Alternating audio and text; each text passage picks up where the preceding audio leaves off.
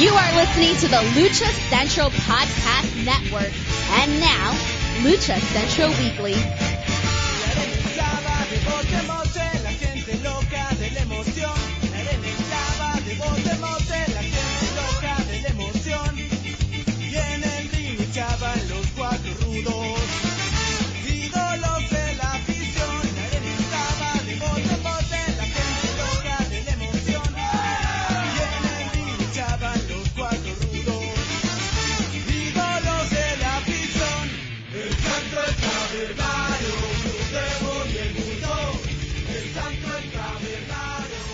Hello and welcome to another edition of the Lucha Central Weekly Podcast. This is the podcast that lets you know all of the latest happening in the world of Lucha Libre. Each week our team discusses news and events from this past week as well as preview the week ahead, covering Mexico-based promotions and top independents, along with luchador-related news from throughout the United States.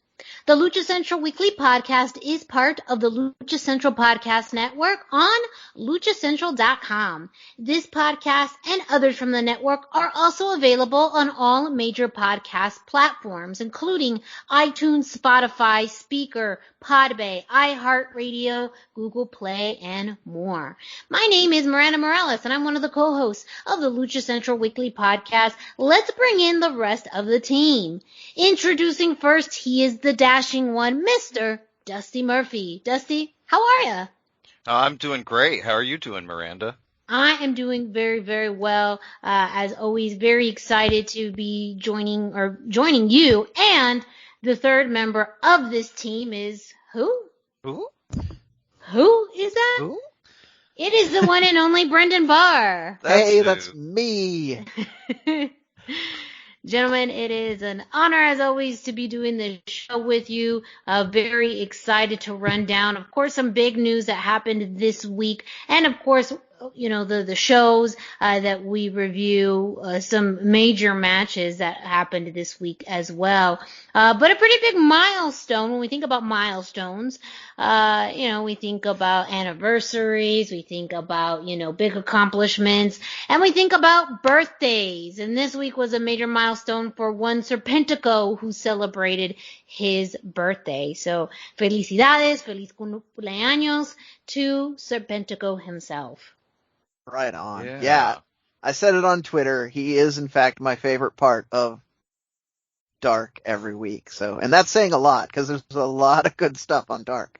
So, big happy birthday to you or Sammy or whoever you are. The Snake Man. That's who he is. The Snake Man. Yes. The man of the snakes.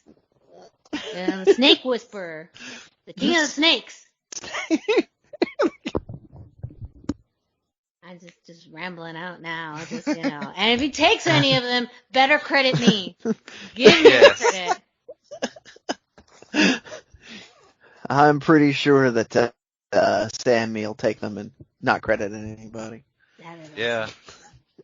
Just like they did with Mama and Papa Buck. They did not refer to them that way last week, but I did on the podcast, and suddenly they referred to them that way on Dynamite. No coincidence, my friend. Listening. Because this is the Lucha Central Weekly Podcast. You know, we are your source for Lucha Libre news and analysis and reviews, and so you know they're listening. And, you know, I don't blame them. I don't blame them. So if you are listening, how about more women's matches on Wednesday? Yes, women's tag team matches. We'll talk about that later. Yeah, we got some notes for you. That's what we got some notes. We got some feedback. We got some constructive criticism. It's true. All of it's true. All of it's true. But before we get to all of that, let's kick off our show as we normally do with the road back to shows with Brendan. All right. So we're going to start with this. Mexico City is orange, I think. So we did that whole thing last week where I talked about how they're going to bring it back to orange. I'm pretty sure that by the time this show has gone on the air, that will have happened. The world feels like it should be anyway, but that's a whole other kettle of fish. So That does mean that things are going to move forward. We'll have more on that later. CMLL's already announced shows. AAA's making moves. So they're definitely planning on using the fact that Mexico City is moving to Orange, and Orange is where we were allowed to have shows in some capacity in the previous versions of lockdown. So there we go. In other COVID-related news, but this is much more happy and optimistic, I just saw on Twitter as we were getting ready to record that Conan, who we reported last week was in the hospital, has made enough of a recovery that he went home and recorded a podcast. So, if you want to hear firsthand from the man what it's all about, I know I do. I'm probably going to go listen to it when we're done. Head on over to his podcast, which I should have given a link to, but we'll catch up with that. The Keeping It 100 podcast. It's almost everywhere. Yeah, it's on all of the podcast streaming platforms, Spotify, iTunes, and I believe it's through the MLW network as far as a website. But yeah, you could just go to your favorite podcast streaming platform, like you did for the Lucha Central Weekly podcast, and look up Keeping It 100 with Conan. He actually gave Brendan his nickname of Who. It's so it's true. a Yes. very, very special tie to our Yes. show. Yeah, that's why we always, rep Conan, because he gave us our big break. He thought I was Buddy Murphy. Buddy wishes he was as good as you. Yes. Well, thank you. I'm not your buddy, pal. I appreciate that. All right, I'm gonna move on here. I've got some more Blue Demon stuff. So Yes. we had a few interviews come out. Like I said before, we're gonna have lots of Blue Demon stuff because everybody wants to talk to him if he's gonna run. That may be in question because the Mexican National Electoral Institute has said that they will require real names to be listed on the ballot for federal and local elections. However, the RSP party, which represents Blue Demon and Tinieblas, Caristico, have said that only a nickname has to appear, and reporting to this point has agreed with that. So they're still trying to dispute that, even though that's a thing right now. So we will see how that goes. Based on this other story that I've got here, Blue Demon on the set on the Disney lot when he was working on the Blue Demon Ultraviolet and Blue Demon series. According to the producers, executives, and all of those the people involved with the making of the show, he never took the mask off while he was on set. So he was always in the Blue Demon persona, even when he was at catering, enjoying a bagel and a latte like you do. So I feel like he's fully into the concept of I'm going to wear the mask and anywhere and everywhere, because that's kind of the identity that is making him who he is and makes him an interesting person for this election cycle. A little more on the Ultraviolet and Blue Demon. I found some information on the staff. The producers had been working with Disney for a few years before the pilot got made. It will air on Disney Channel in the U.S. and various equivalent places outside of the U.S. The writers were involved with Detective Pikachu, among other things. One of them has publicly admitted to being a fan of Blue Demon for a long time prior to that, which, how can you not be? If you know anything about Lucha, you know about Blue Demon Jr., I'm sure. And they went out of their way to point out that the crew was all Latino. And this is the part here, the part that makes me and Dusty and Kevin, and I'm going to speak for Miranda anyway, because, you know, I know you want this even though you've never said it out loud. Blue Demon said that he wants to bring back luchador movies out of this too. So No, I concur, wholeheartedly concur. And I think it's a fantastic way of doing it, through more yeah. of a modern kind of widespread interpretation of it. I think it's great. Yeah, I am. That's one of the main reasons I'm as excited for it. This show, even though it's a kid show, it's you know, it's gonna bring that lucha culture back that we started.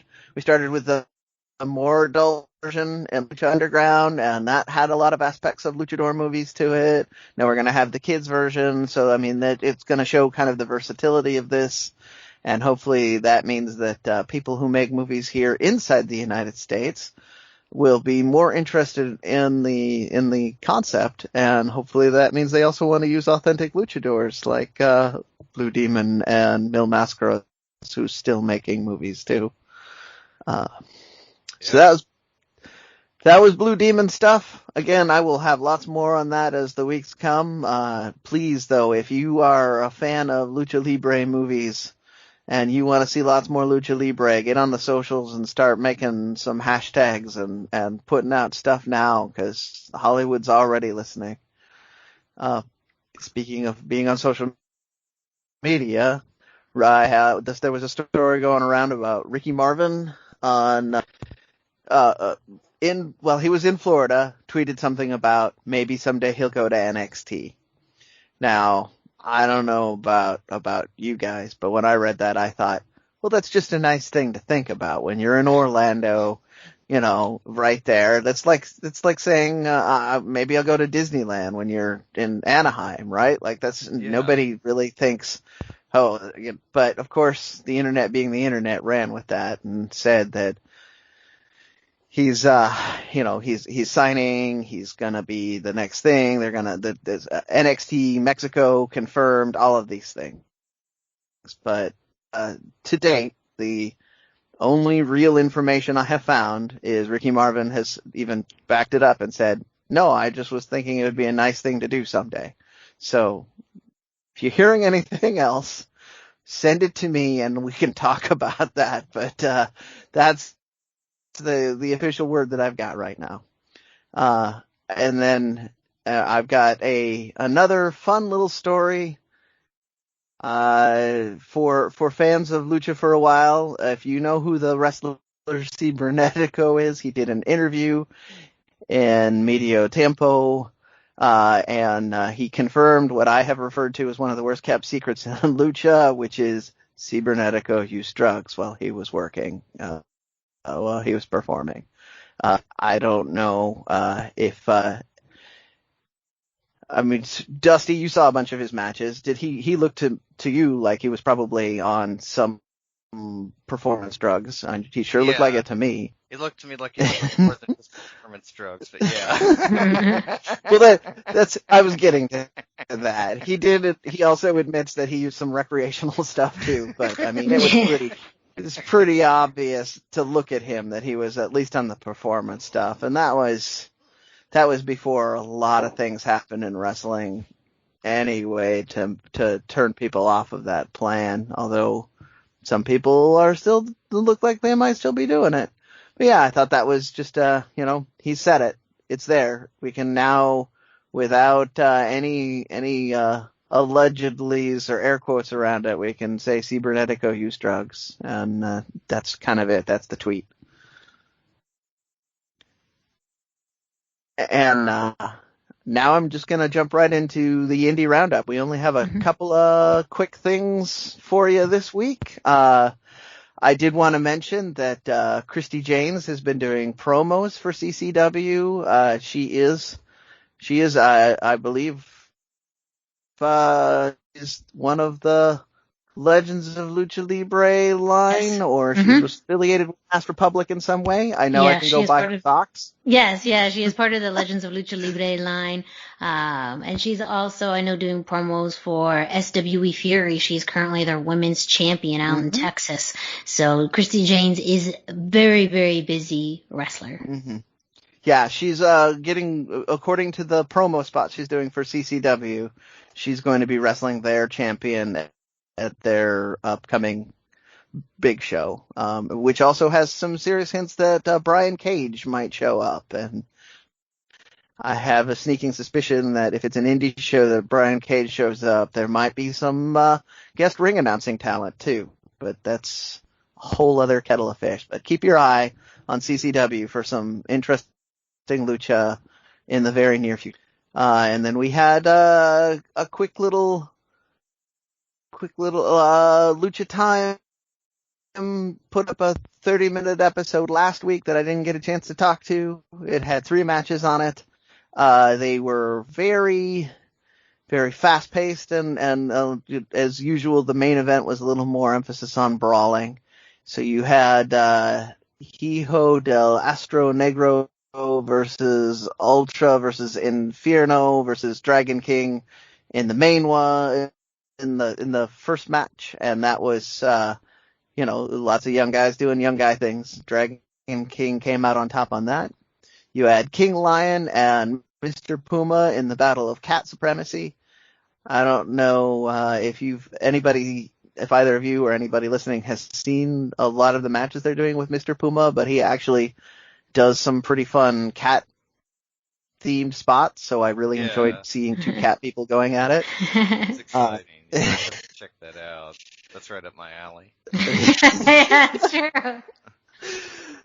And the King Lion came out on top on that, and then you had Black Man 3 with Jesse Ventura versus Sick Boy and Medico Brujo, and that was a little more of a brawl, like I said, and that means that the team that is built around this, Sick Boy and Medical Brujo, who come out with weapons and are in a faction called the Hardcore Crew, tends to have the advantage. So, shocker, they got the win there. But if you're into chaotic brawls that go through very lightly packed audiences, because they were still worried about COVID when they were filming this, it's a fun match.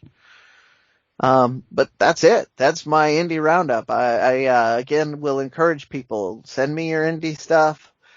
Send me right now. I want to hear about how it's safe as well as how it's lucha related. So make it happen. There are a couple shows that I had results for, but I am not really. I mean, IWRG. I'm looking at you. Still on the list. Speaking of that, actually, I accidentally skipped one segment. I got ahead of myself here. There was a last show that was shut down. They had, it looked like over 200 people in there. I saw some footage of Car the Crash in Ectopec. The authorities came during the semi-main event, told the promoters and made announcements over the speakers that the show was over. Everybody should go home. The wrestlers continued to have a match. They went and finished the main event and everything. So it looks like the building itself has been locked down by the police at this point. It is a regular facility they use for training with the Crash. I don't know who owns the building, but I mean, this is not how you should be doing things. There was a super packed crowd. Nobody was wearing masks. This was definitely the we don't care, we're just going to do a wrestling show kind of a show. And I hope that nobody gets seriously sick as a result of this.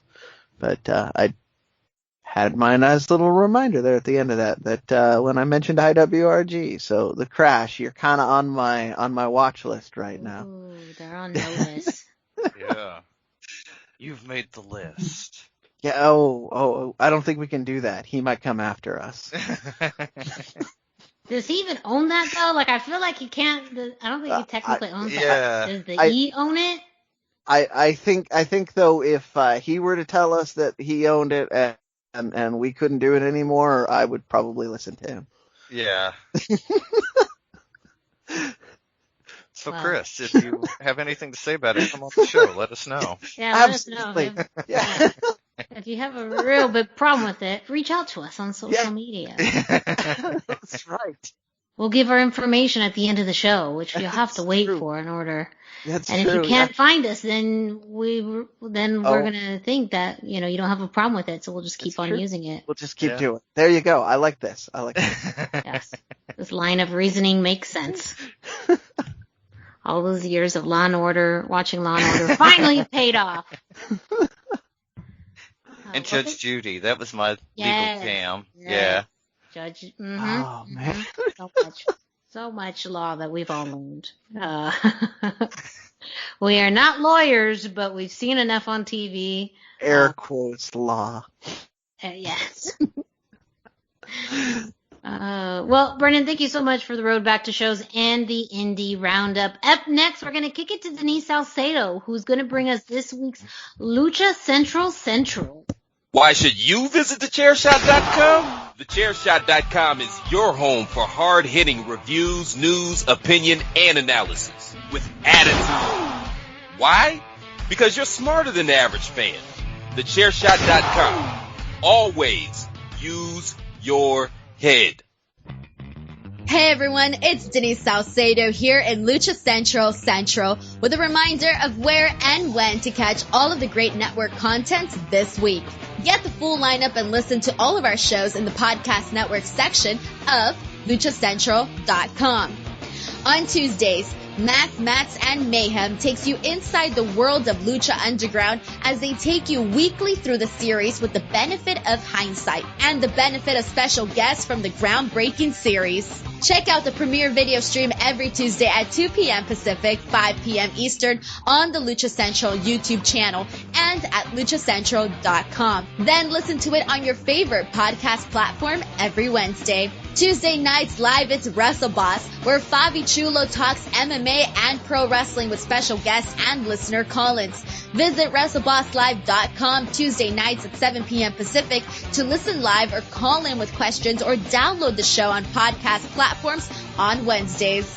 Wednesday nights live on Facebook, it's Spanish show La Mesa de los Márgaros, giving you both the news and the chisme from around the lucha world. Special guests and a whole lot of fun make it one of the most talked about shows in Mexico. Thursdays, it's Straight Out of the Bodega with Papo Esco and PWR promoter Gabriel Ramirez, as they have guests from throughout the wrestling world pull up to give an inside look into their careers.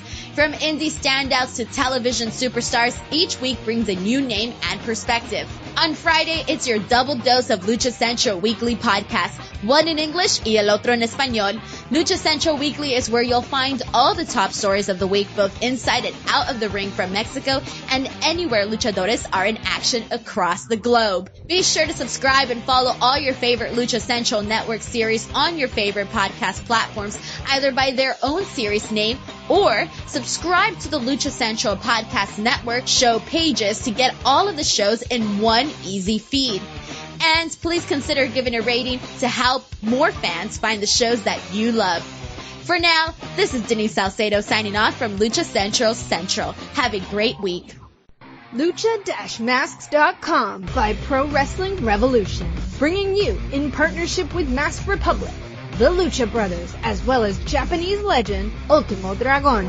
Go to lucha-masks.com and fight Lucha Strong with masks from your favorite Lucha legends and Pro Wrestling Revolution luchadores. Stay safe in style and represent your favorite luchador. Get yours now at lucha-masks.com, powered by Pro Wrestling Revolution. And always, as always, a big thank you to Denise Salcedo, letting us know what's happening throughout the Lucha Central Podcast Network. And don't forget to check out Denise Salcedo's great interviews on Lucha Central's YouTube page. Up next, we're going to take you through what happened this week on WWE with Dusty. What happened on Raw and SmackDown? Yeah, well, we had a little bit happen, but not a whole lot to be proud of if you're a Lucha fan. First up on SmackDown, we had Rey and Dominic Mysterio versus Chad Gable and Otis. This was a quick match that had a very weird finish. After trading some moves back and forth, the ref called for the Mysterios to win because Chad Gable was in the ring for more than 5 seconds after a pin breakup attempt. Like, that hardly ever happens. I can't even remember the last time that happened. And so that gave it just a weird feeling. The rhythm was strange, kind of a weird finish. The disqualification was strange. Post-match, Gable kind of pulled Ray to the side, and Otis hit a splash off the second rope. And so they seemingly turned heel. It hasn't been that long since they broke up Otis and Tucker for seemingly no reason. And so, like, this just wasn't a great match for anybody. I don't know. WWE continues to astound me with the way that they use the Mysterios. Like, every week I think that it's, like, oh, well, next week it'll be better. But next week is always some fresh new hell awaiting me. I remember that was the closest to the internet going wild about a WWE product I've seen in a while, because they're like, did Otis just go heel? Yeah. And why? Eh? Like, I mean, like, it was just kind of a confused vibe. Like, it was angry, and there wasn't like lots of boos or anything. Just like, what did I just see? Yeah, it was just weird. Like, that's the only way to describe it. It was just... That's like WWE's aesthetic at this point. It's like, that's really in their wheelhouse. Yeah, like, weird and like, oh, that wasn't what you were expecting. Like, people are so conditioned now on wrestling not to get what we're expecting, but a lot of times it's very satisfying to get what you're expecting. And it's one thing to not get something that's not expected, but when it's not even entertaining or makes sense, or like, that's also like, just because it's a surprise doesn't mean it's a good surprise. Exactly. Very strange. So that's what we have going on SmackDown. We also, on Talking Smack, Kalisto showed up for about 10 seconds and then he was thrown off stage. I have a feeling that because of Kalisto's friendship with Sasha Banks, they're letting him hang around, but they have no idea what to do with him. And so they're just giving him a little bit of camera time here and there until they figure it out. Who knows? I would love to see like a stable with Sasha Banks as the leader. Like, it would be cool to have an intergender stable, first of all. And then not only have the intergender stable, but with a woman for a leader, and like she's the boss, and like it's just such a perfect analogy. And so I hope they would pull the trigger on something like that. It seems to be where it's going. He's got a beautiful new mask that really matches her gear well, the royal blue and gold. So we'll see what happens with Kalisto. Hopefully we'll get some more from him. There was a quick glimpse of Kalisto again in a Performance Center video this week, a tribute to Discovery, who is their trainer. And Ali was in the video as well, so you might check that out. Yeah. Hopefully we'll see some more of them soon. Some more lucha action, some more good lucha action on SmackDown. We kind of got a lot there. No, not a lot, but some for a while. And then on Raw, where the Lucha House Party are now, or the other two members of the Lucha House Party are now, we had them against the Hurt Business in a tornado tag match. And on paper, this was really an exciting match. Like, I was excited for it ahead of time. But in execution, I felt like it never found its legs the way that I would like for it to have. The whole point of a tornado tag match, in my opinion, is to really heighten the drama and kind of show off all the individual strengths of the wrestlers. But this match, I didn't feel like we saw a whole lot of the best of anybody's strengths. We saw a lot of cool spots. There was an amazing moment where Lindsay broke up a pin attempt on Grand Metalik, followed, on Cedric Cedric tried to flip him for a move, but Lindsay grabbed him and just kicked him in the head and jumped back on the apron. Very lucha lit, but they just don't give him much substance to work with. And so I wish we'd get to see some more of that in WWE with the Lucha House Party, but it doesn't seem like we're going to get it anytime soon. That's kind of been the regular rhythm. However, where we did get to see somebody shine was Angel Garza versus Damian Priest. He's on screen with Bad Bunny again. This match was so good, so fun. I really enjoyed this match. Angel has always, we've talked about this on the show. He's one of the best that WWE has to offer. And we couldn't figure it out. Why haven't they pulled the trigger on this guy? Why aren't they pulling the trigger on Angel Garza? But now his placement against Damian and his shared time with Bad Bunny again. Like, this isn't just a one-off appearance now. Yeah. This is, it's obvious they're working a program. This is only a good thing. The match, Garza is fantastic. The whole time he's heeling it up, super rudo. He's shooting Bad Bunny insults and dirty looks the whole time. When he rips the pants off, he literally throws them in Bad Bunny's face. It's so amazing. Good. And given how many eyes Bad Bunny has on him right now, and anybody checking him out on Raw is also seeing beautiful, charismatic Garza. This is the guy that's cooler than Bad Bunny in the match. And so I'm so excited for Garza. One of the best indicators of who Vince likes is who gets to work with the celebrities come WrestleMania season. And those are people that are generally seen as company people. Yeah. And then they get the long-term perks. Think about, Big Show with Mayweather. They put their long-term, of course that may not be the best example this week, but you know what I mean. They put their long-term guys they're heavily invested in these celebrity matches. Stone Cold and Donald Trump. They just put their guys in there. And so it's exciting and Pete Rose. To see. Yes. It's exciting to see Garza be that company guy, because they've shown time and time again, even if you're not the top guy, when you're the company guy, you're at the top. You're the guy they have to beat to get to the top guy. And that can be very consistent. The longevity in that is, not something to sneeze at. So I think it's really exciting. And I think it's the best indication yet of what Vince and the people that are kind of in charge see in Angel Garza now. Super exciting stuff. Yeah, despite Damian Priest picking up the win, truly the star of the match was Angel Garza. He has everything ready to be top tier. He could be the top guy. They're always looking for their Latin American star, and if they leverage Bad Bunny right, Angel Garza could be their next Latin American star. Yeah. Absolutely. He has all the elements to it. And to your point, if they have the confidence, it's not only just the confidence in their ability to work in the ring, but it's also, when they do work with that mainstream star, it's then that person is going to be associated, representing the company on behalf of, what these new viewers or the mainstream media are going to pick up. And the fact that, again, I think I really love it that as a whole, this has a focus on Latino stars. You have Damian Priest in the partnership with Bad Bunny and their dynamic, and then you have Angel Garza. As a Latina, I have an appreciation that will, yes, is it silly? Of course it is, because it's now Bad Bunny as 24/7 champion and Damian Priest kind of serving as the diesel to his Shawn Michaels. However, it's also good storytelling and good matches and good work with Latinos who can work well together, and it's not gimmicky or it's not super ridiculous in story. It's actually entertaining. So for a company who we all know has not done very well in Latino representation, they've really turned a really pivotal corner now with this. And I think including Angel Garza is also a sign that they're being a lot more conscious about their Latino audience. I hope that's true.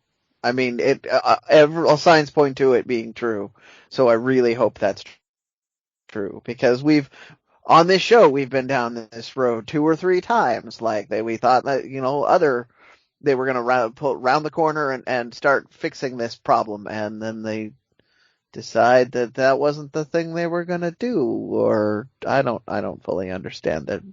I don't get WWE logic. Yeah, I was going to say we just talked about that too. So, they have glimpses of hope and glimpses of good, decision making, and then they throw things out. It's so hot and cold. Yeah. I think that's so absolutely.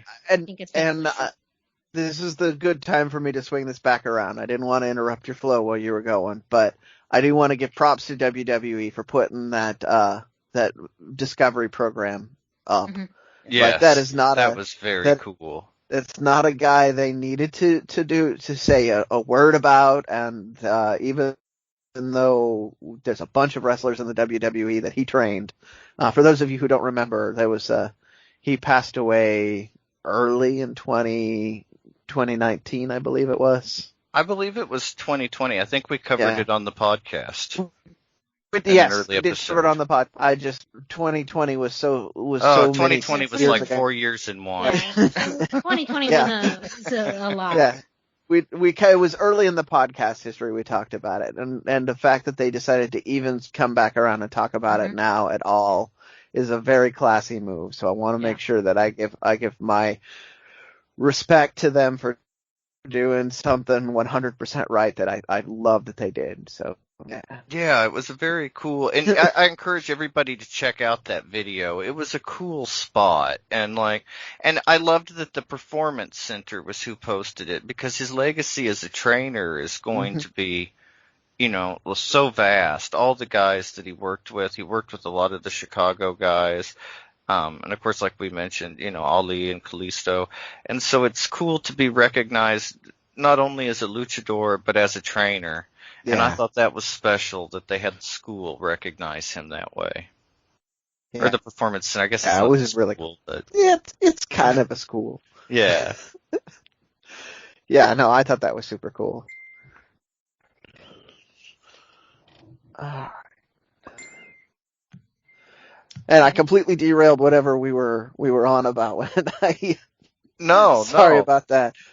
No, I think all the points were made as far as, Angel Garza getting that screen time again. And, again, kind of like, we talk about it being inconsistent. Even in that one show, you have, kind of underwhelming a match with the Lucha House Party versus the Hurt Business, but then you have, something really good with Angel Garza. So that constantly seems to be the MO, where you really don't know what you're going to get from WWE, and even in a given show. Absolutely. And we're still playing the game of Where's Andrade, too. Yeah. Oh. We're running out of time on this, but that's a whole other topic we have to come back to, because I see him more on, his social media, than I do, on any WWE television. It's true. It's crazy. So yeah, we'll circle back to that in a future episode. But up next, Dusty's going to be taking us through AEW this week on Dark and Dynamite. What happened?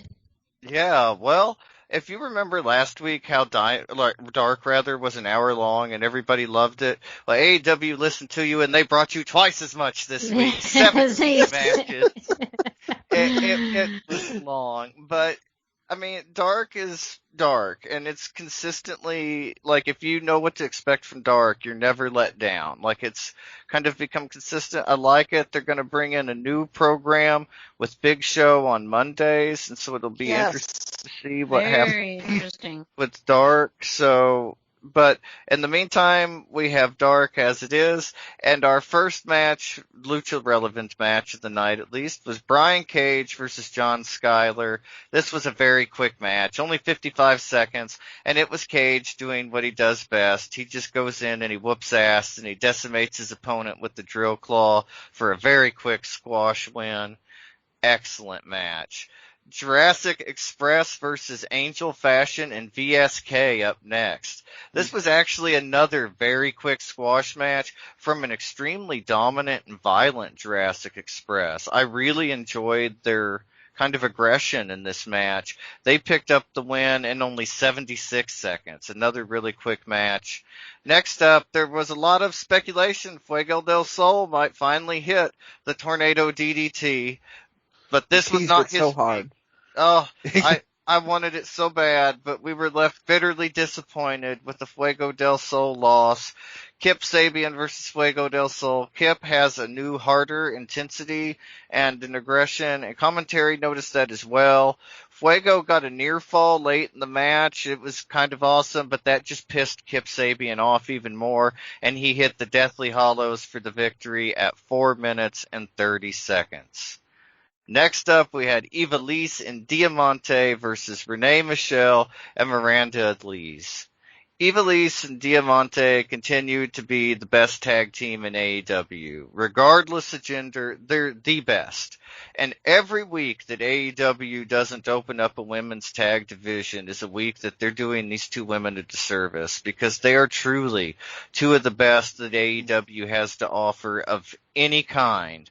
And keeping them on Dark is kind of unfair. Like, they should be elevated to Dynamite for some of these matches. And like, they're just so good. I don't know what anybody's thinking with this. Also, real quick, I made this mistake before as well. It is Miranda Alizé. Alizé. Yes. And not only did I make that mistake, I made that mistake in front of her. So please. Oh no! I know it was a rough moment, but yes, Miranda Alizé, and she will not let you forget it. As they alluded to in this match, she's also a Sicaria, so I'm surprised you came out of that with all of your fingers and toes. Barely, because I just got out of there and I just left. But yes, I do love. I mean, as you mentioned with Dark, it continues to be an incredible showcase for independent talent all over the U.S. And this match in and of itself has just like a huge, like a plethora of Latina and Lucha Libre talent. Mm-hmm. You know, I mean, that is something that in some ways, if you really built up the women's division, you could have this on a weekly episode of Dynamite, and it could actually do wonders. Because we'll talk about NXT. I mean, NXT still, has the best women's division in all of pro wrestling, period. And when you are competing with that every single week, you need to start relying less on, the Young Bucks and the Inner Circle. And I'm just going to say this out loud. You got to stop relying on them and start building your talent the way that NXT did, where now the women are a staple. The women headline shows. The women are outperforming the men. So that is my TED Talk. Thank you so much for coming. I apologize for hijacking this. Well, I'm going to piggyback on your hijack. I ranted about this in our little chat group, but and I know Dusty's going to talk about a little about the Eliminator tournament when they replaced when they replaced it was Anna Jay, right? Yes. Anna Jay. I knew it was one of the two blondes. Sorry. But when they replaced that, I was like, well, you have a perfectly good Diamante or a perfectly good, Ivelisse. Even if you didn't want the win, you had a match that was good. It looked like it was going to be a highly competitive barn burner match that they were going to to put on the showcase. And instead we got, and I love Maddie. Don't get me wrong. Maddie Rankowski is a hot up and coming talent, but, nobody thought she was going to win when they announced that. Nobody. No. Yes. Yeah. It's announced. Everybody's like, well, Britt Baker's going to win. Yeah. Yeah. And that's not what they needed to do. They needed to find an adequate replacement. I mean, they did, Dusty will get to it. They did things that were good for story out of that, but I felt like a better way to elevate your women's division would have been to put a as good or better person in that spot to really showcase what the women's division can do, because that's what the tournament has been kind of missing at this point. Yes, yeah, it's true. Next up on Dark, we had Lee Johnson versus Serpentico. Lee Johnson is now being managed by Arn Anderson. He's looking for his first win, and so it's kind of interesting for him. Johnson and Serpentico went back and forth throughout, but it was Johnson hitting the Blue Thunder Bomb for the pin at roughly the 5.5 minute mark to earn his first singles victory on AEW Dark. So it wasn't Serpentico's week. It's kind of sad he had to lose on his birthday week. Maybe next year, hopefully. And then in the main event, we had Matt and Mike Sydal versus TH2 versus Christopher Daniels and Frankie Kazarian. This was a really nice assortment of talent. These are all extremely credible guys. They work together beautifully. And, we all knew this was the SCU show for now, though, because if they lose, they break up. And Frankie Kazarian picked up the win, hitting a reverse DDT on Jack Evans. But it's really nice. I mean, like, TH2, even though it's dark, the main event means something. Mm-hmm. And TH2, they're at 0-2 right now on dark and tag action.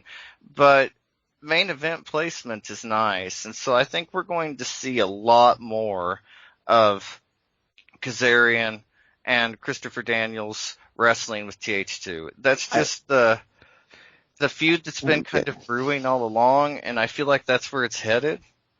As a result of that, that's actually, I was thinking, this could be the match where TH2 gets a win against somebody other than SCU, just to add more heat to that fire. Yeah. Like, I went through 3/4 of the match thinking maybe this is where TH2 ramps it up and the feud goes to a next level, because does SCU break up if they're not the ones that take the pin? I mean, they even talked about it on commentary. Like, they could have done an interesting thing with that, but we still got a great match. I loved this match.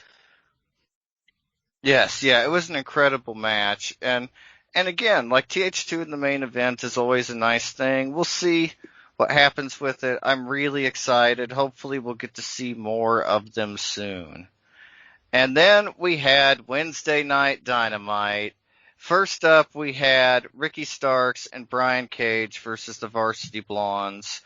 Varsity Blondes have a very rough style yet. Not much finesse to the moves, and they're just not very pretty when they execute them. You know what I mean? Like, they're it's just not, yeah. Anyway, but they're getting better every week. Ricky Starks, though, he is the absolute package. Like, the night and day seeing them against each other. He's got it all. He's just complete.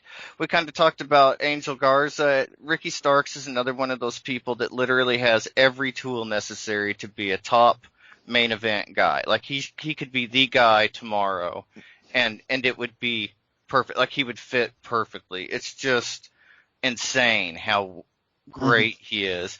And Cage is also insane. Like, the muscles, he's an absolute beast. He's picking guys up around like they weigh 2 pounds and throwing them over his head. It's incredible.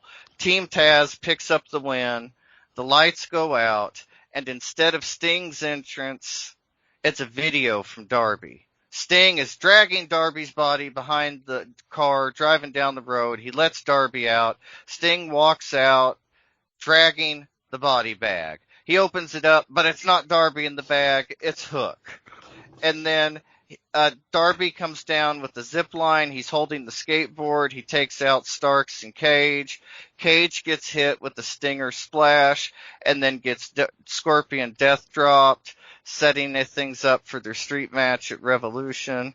I am so excited for this. Like, it's just going to be incredible. I can't wait for this one. And we'll see what comes of it. You know, I mean, I think that the street fights have been kind of a strong suit for AEW. The Proud and Powerful versus Best Friends street fight was amazing. Yes. So we know that they can do that. And with Sting involved, it'll likely be a cinematic match. And we've seen that cinematic matches have kind of been some of the most interesting matches of the pandemic era. So it will be exciting to see what comes from that with this match. And Cage, again, you know, like, he can do things I've never seen anybody do with his strength, and Darby is not a big guy, so I think we're going to see some very inventive stuff from them as well. Then in the main event, we had Rey Fenix versus Lance Archer in a qualifier match for the Revolution ladder match at Revolution. Yeah, it's a big mouthful. It's only late February, and Phoenix is already making himself out to be the wrestler of the year. He is so agile and so fantastic, and even when he's not catching all of a move, it looks so effortless and purposeful that you can't tell. He had some amazing moments here, including a stunning Spanish fly, but he wasn't able to pull off the win, with Archer hitting the blackout at 17 minutes and 30 seconds.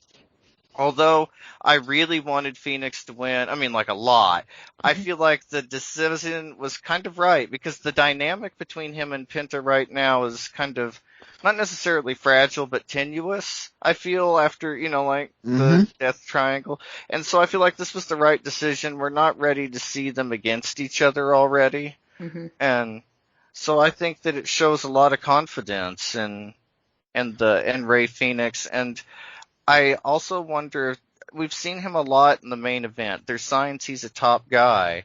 And so I'm curious if this means that they don't want him in the TNT title picture, but more the main event picture. That said that last week? Oh yeah, it was me. Yes. And I thought you might want to talk about it this week.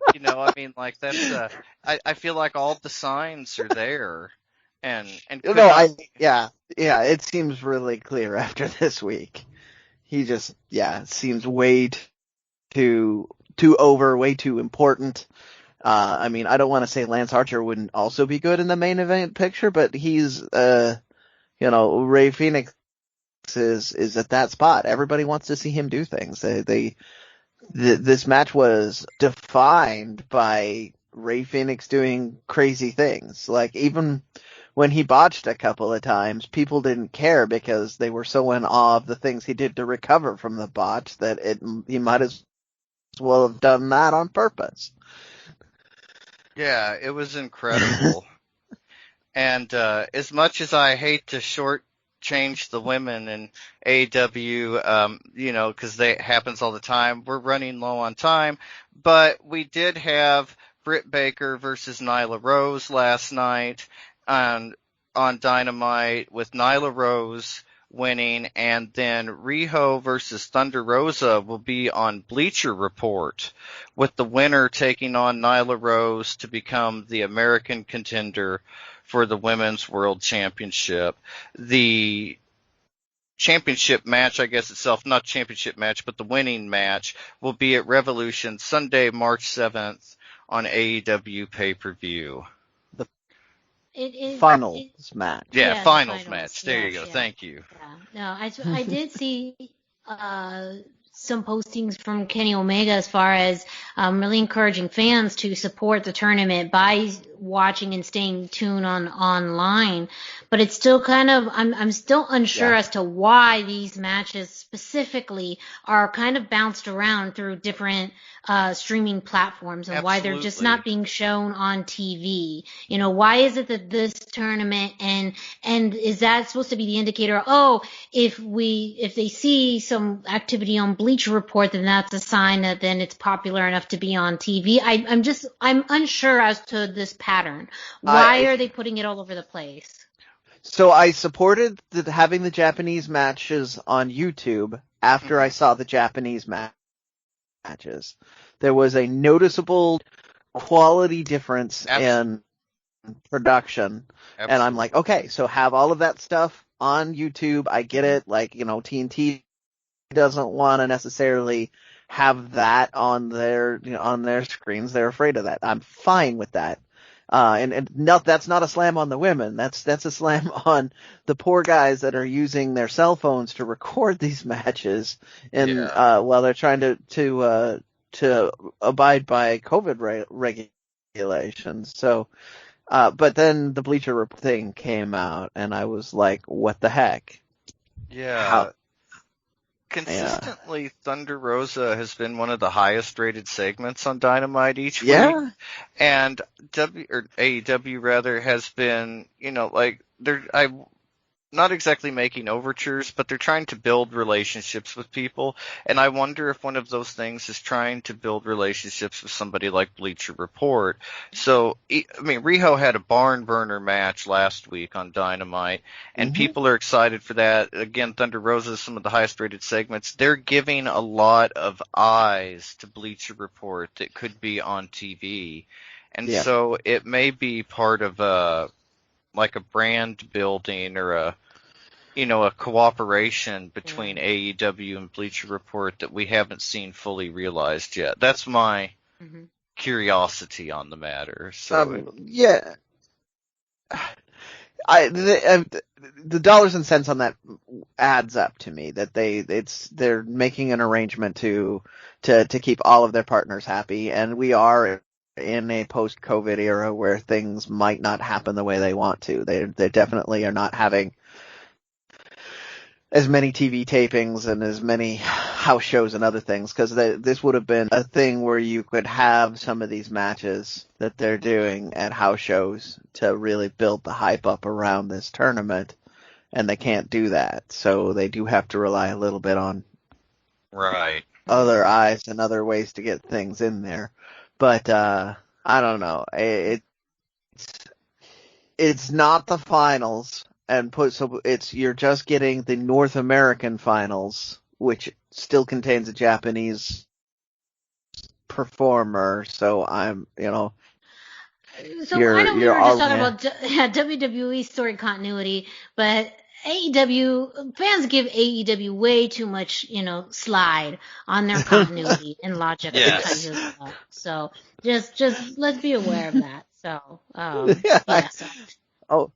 Oh no, I come down on them a lot too. I'm not. We're equal opportunity here on this show. I'm not as weary of it with AEW yet, because they've only been on the air for a few years, whereas I have a lifetime of disappointment with WWE.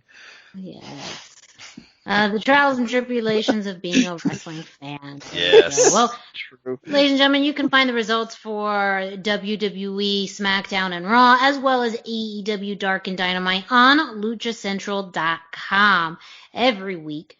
But while you're at it, why don't you go to massrepublic.com if you're looking for Legends of Lucha Libre merchandise. Well, that is your place to go. You have officially licensed products of many famous luchadors and links to various websites, including ProWrestlingTees.com, Lucha-Masks.com, Hot Topic, Amazon, and the Luchaverse. So if you are in the market for some amazing, unique Lucha Libre merchandise, t-shirts, socks, masks, you can go to massrepublic.com and find all of that there. Brendan, any kind of new things or great things happening with Mass Republic as of late?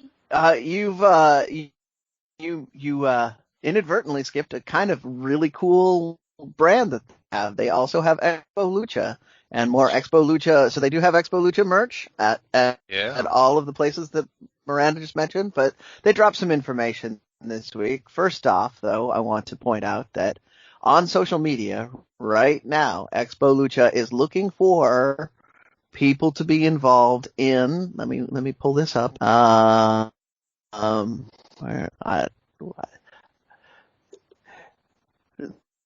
The Ring of Love dating game. They are looking for a lovely bachelorette for All Is Fair in Love and Lucha.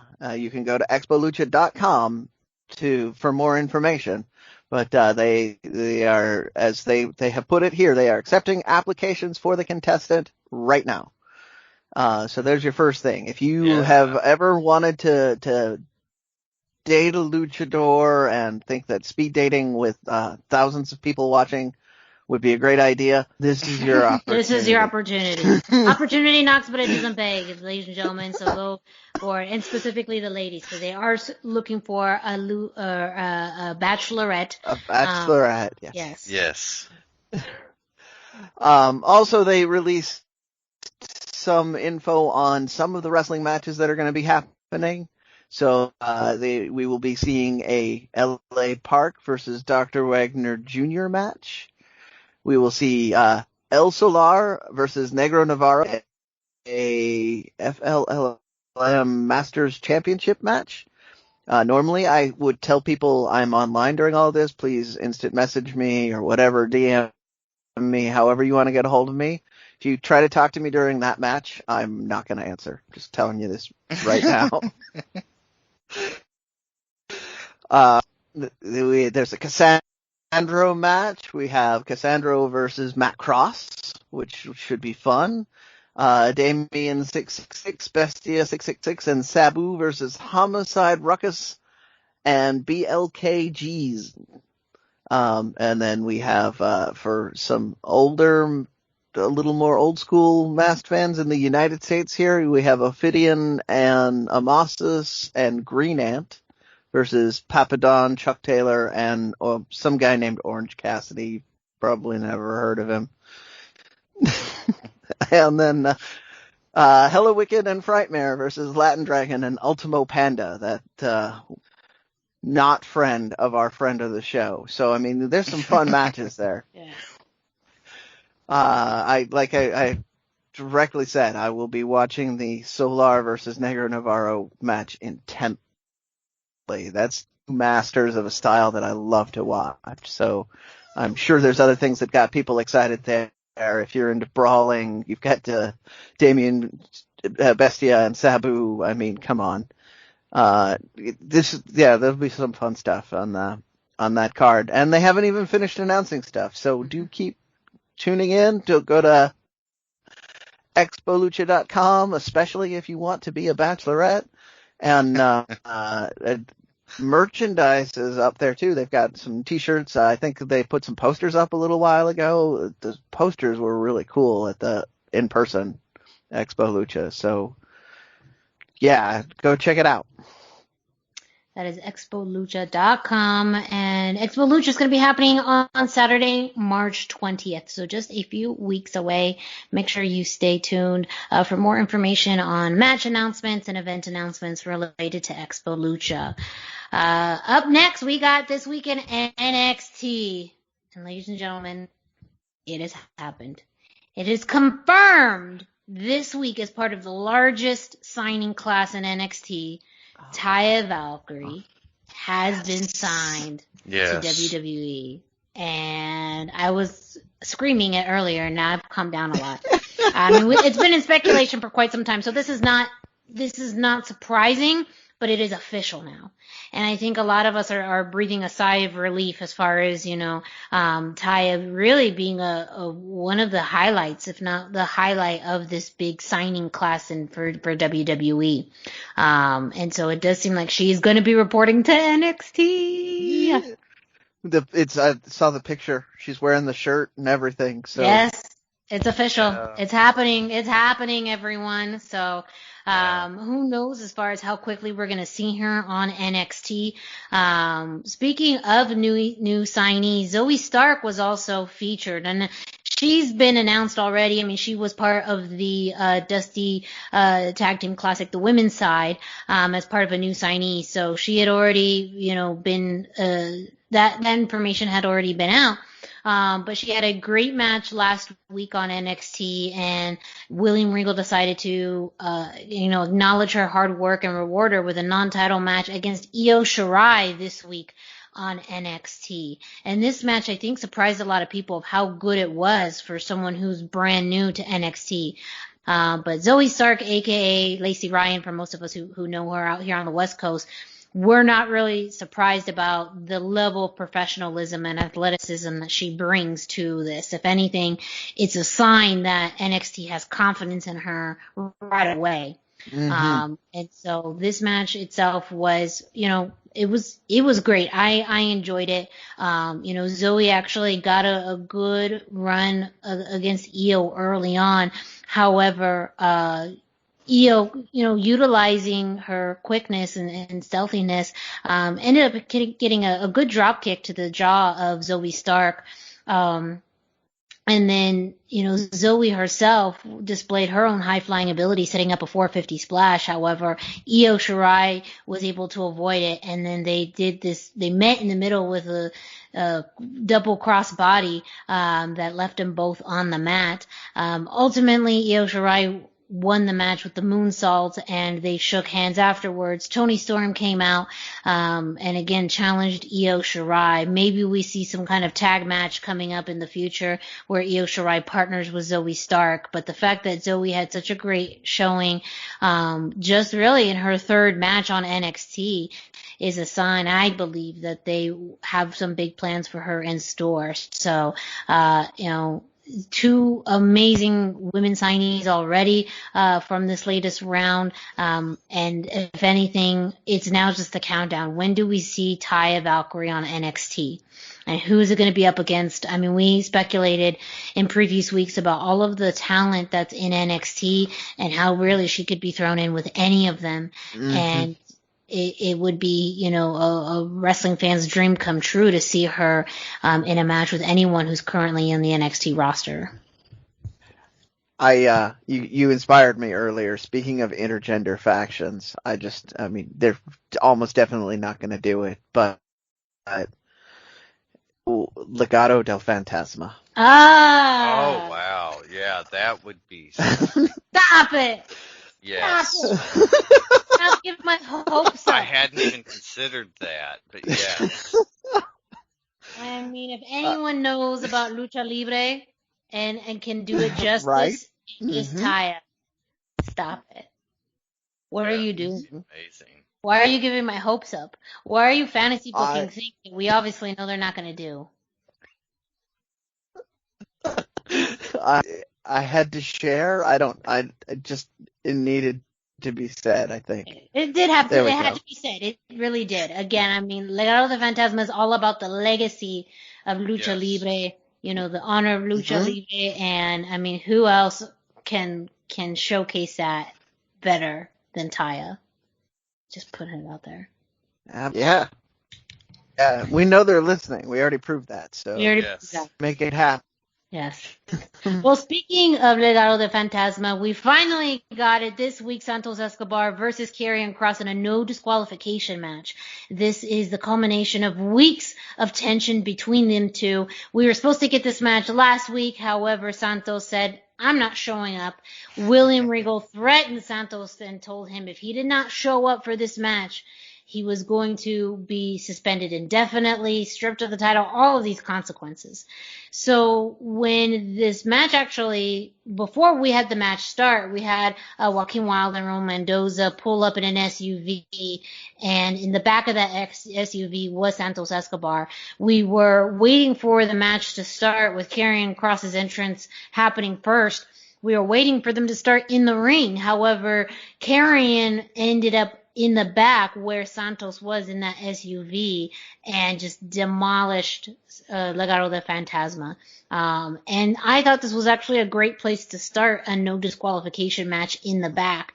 There was some great spots where really throughout the match, Santos focused on Karrion's shoulder. That was a shoulder he injured not too long ago. And when you think about the size difference, Santos had to go into this very strategically. So there was an awesome spot where Santos slammed a production truck door onto the shoulder of Karrion Kross. You also had him going into the front part of the cab of the truck, trying to create some distance. However, Karrion found a pickaxe and was just trying to open the door, like literally was destroying the door. While Wilde and Mendoza did play some pretty big parts, they ended up distracting Karrion Kross long enough to let Santos escape, but both of them were launched into the truck by Karrion Kross, but again, enough time where Santos was able to hit him with a trash can. They were able to move back into the Capitol Center and twice, but really the first time was the amazing one of Karrion throwing both Wilde and Mendoza through the plexiglass into the ring area, which was just crazy. I mean, the look on Santos's face when they just broke through both not only the plexiglass but also that chain link was like he had seen a ghost. But throughout the match, again, Santos really played up the injury to Karrion. He tied his arm around a steel chair and drove it into the ring post, kind of a really creative way of re-aggravating that arm. And he also wrapped his arm around one of the ring posts in order to try and almost dislocate it again. Karrion, however, almost had the opportunity to slam Santos's head into the steel chairs with a chair, but was saved by Legado del Fantasma.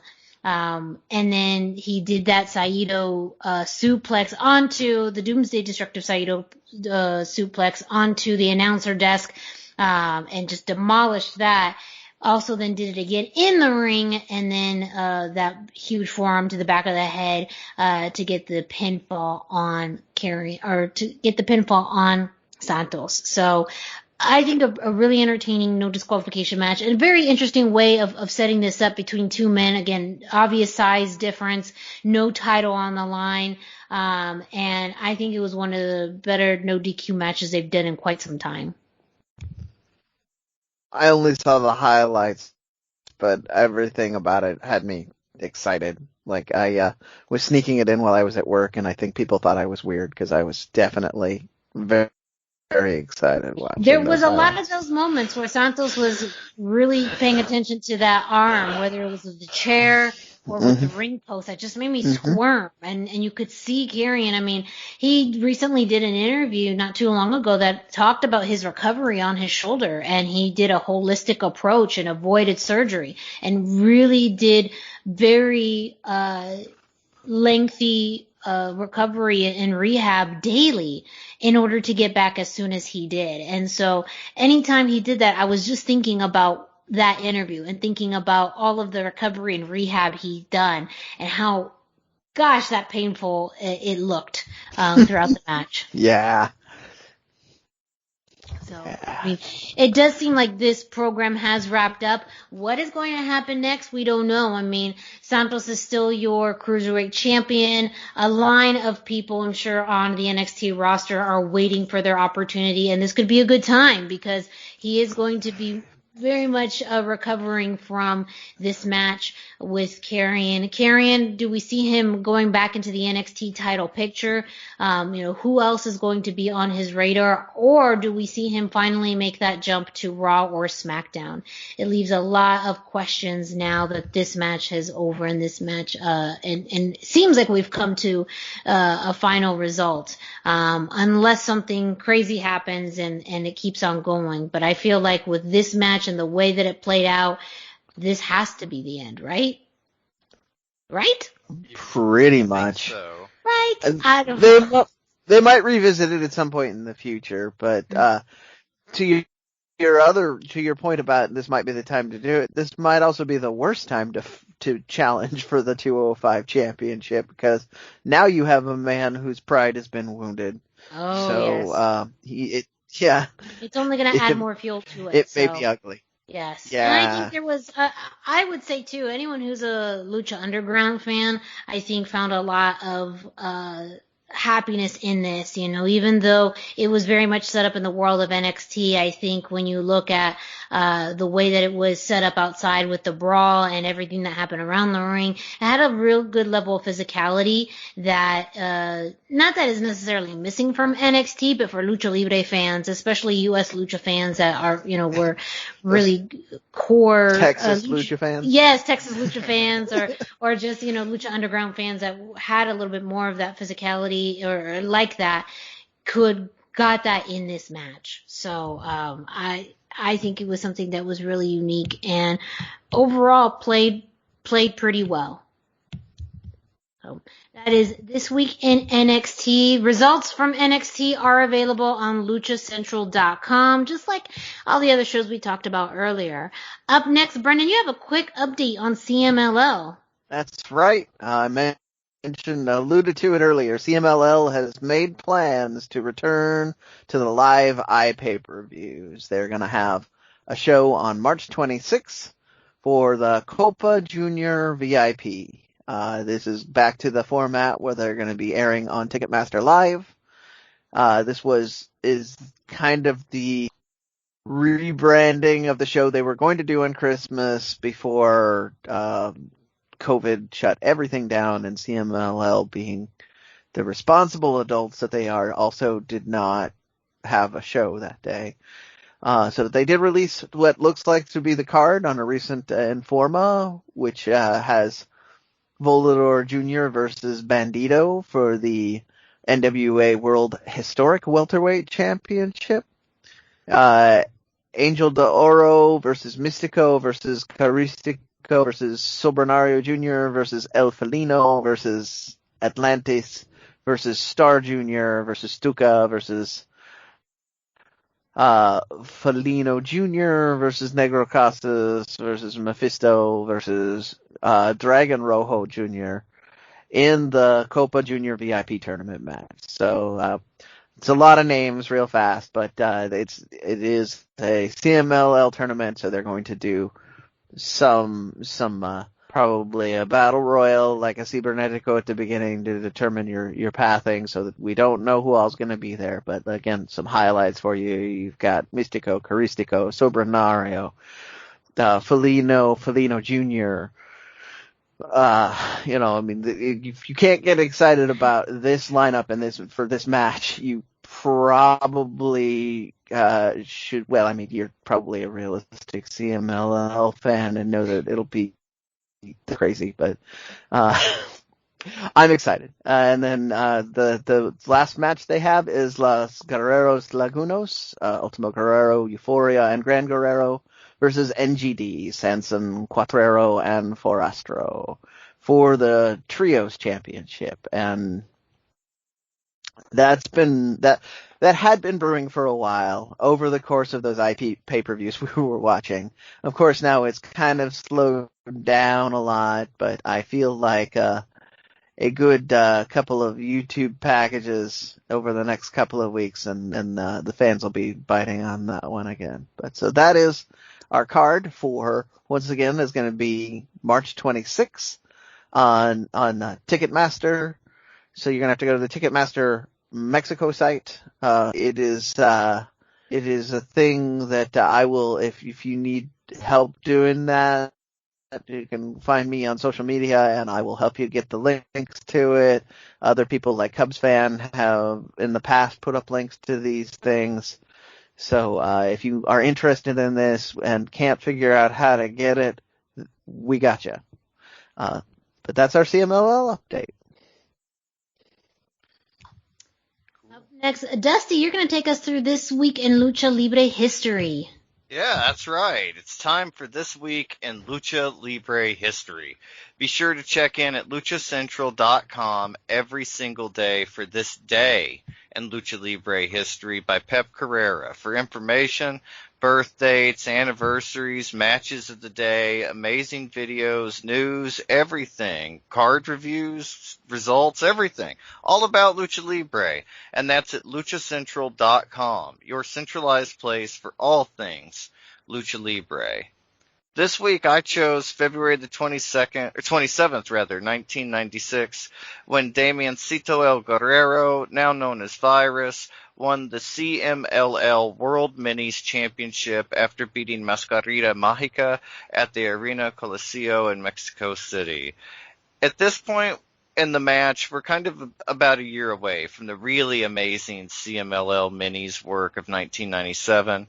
But this match was still amazing. The minis don't get enough credit for how great they were in this era. This was a real traditional lucha title bout. Very strong mat segment to start, and it was obvious that these two were really experienced at working with each other, and they just put on a killer match. There was an amazing unexpected moment as Damiencito was thrown out of the ring, and he accidentally broke, like he flew into the ice cream man's ice cream box and broke it. I thought that was hilarious. Like, it was unintentional, but it was great. It was lucha. Damiencito El Guerrero is now known as Virus, as I mentioned, and is an incredible talent. Mascara Mágica may not have been on his same level as a luchador, but he was still very good and performed very well. All the dives and near falls and everything you could hope for in a great lucha match. And it was a satisfying ending for Damiencito as he won the CMLL Minis title in his biggest match to date at that time. What did you pick this week, Brendan? I mean, I want to give a little more. Virus.